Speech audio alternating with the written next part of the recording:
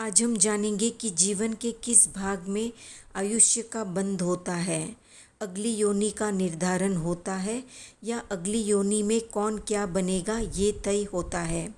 जीवन के किस समय में ये निश्चित होता है कि व्यक्ति का अगला जन्म इस रूप में होगा। क्या हमारी अगली योनि का निर्धारण ईश्वर करता है? क्या वर्तमान में हमारी योनि निश्चित हो चुकी है कि हम कहाँ जाने वाले हैं, किस रूप में पैदा होने वाले हैं? तो जैन धर्म के अनुसार व्यक्ति इस शरीर में रहता हुआ ही अपनी अगली यात्रा के लिए योनि निर्धारण कर लेता है कि वो किस रूप में पैदा होगा और कहाँ जन्म लेगा।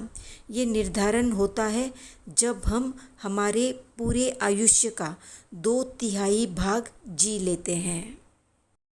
जैसे अगर किसी की उम्र 81 वर्ष या 81 ईयर्स है तो जीवन का 2/3 भाग जी लेने के बाद 54 वर्ष की उम्र में उसका आयुष्य बंद हो सकता है। और अगर किसी कारण से 54 वर्ष की उम्र में आयुष्य का बंद नहीं हुआ तो 72 वर्ष में आयु बंद हो सकता है।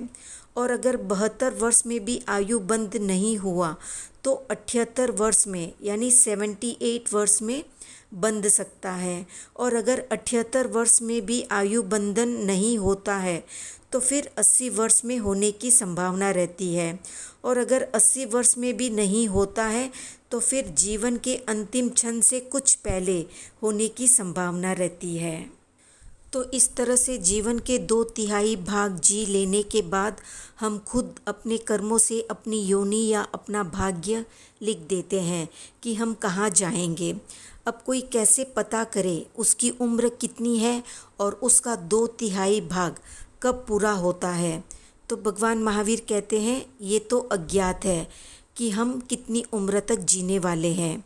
इसलिए जीवन के हर पल को ही अंतिम समझकर सत्कर्मों में लगाएं, क्योंकि सत्कर्म में लगते समय अगर आयुष्य बंध या योनि निर्धारण होता है तो व्यक्ति अच्छी योनि में जाता है। और अगर बुरे कर्मों में लगे हुए हों तब अगर आयुष्य का बंध हो जाता है तो निम्न योनियों में हमारा जीवन तय हो जाता है।